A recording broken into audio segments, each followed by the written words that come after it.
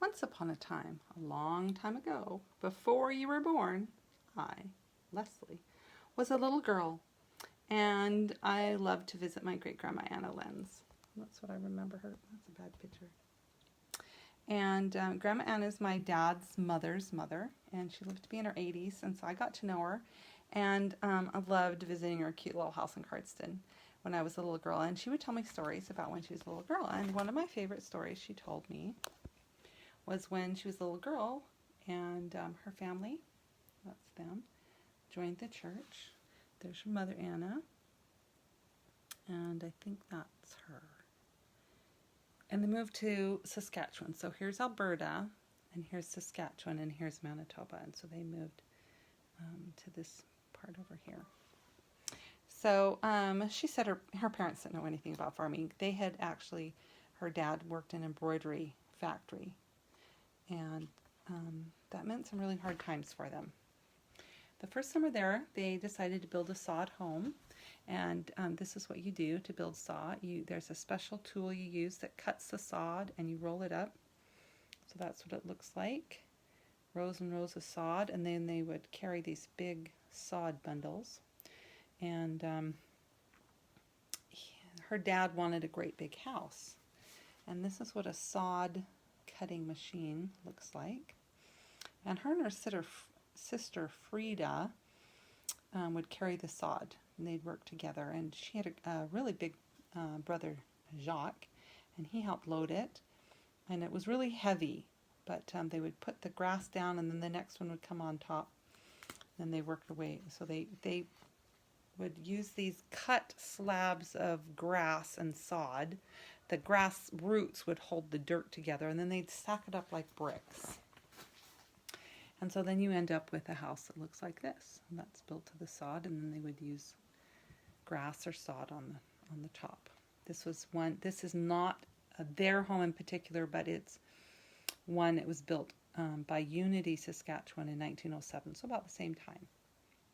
And she said it took an awful lot of plowing and an awful lot of sod, and so we built this sod house during the hot summer.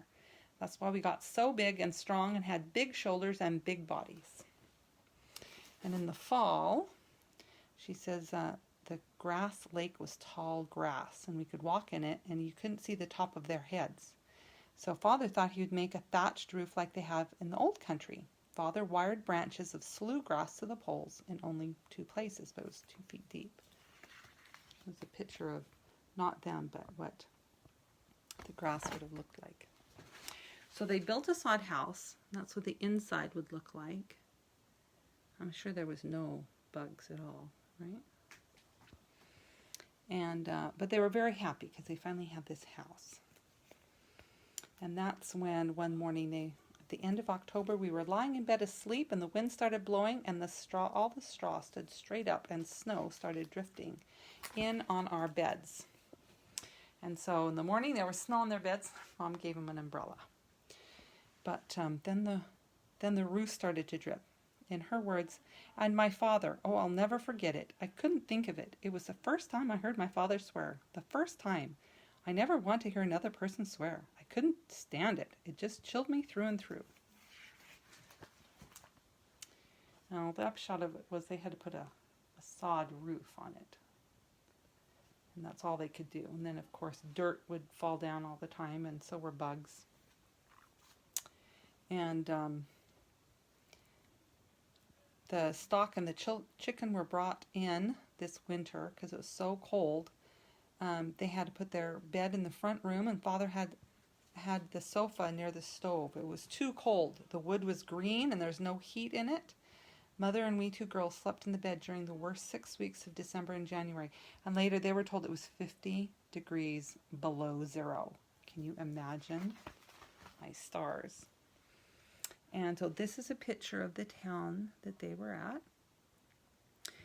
The last well they dug in the fall needed curbing, so her father and her brother went to Battleford, and this is Battleford, in 1905, to get more lumber, and they brought a 5-gallon can of coal oil. Coal oil is used in old-fashioned lamps like this, so kerosene or coal oil, and it smells really yucky.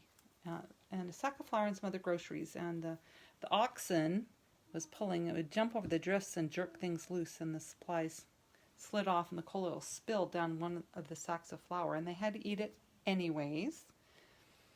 But she says, when I smell coal oil, I remember that never left my insides for ever so long.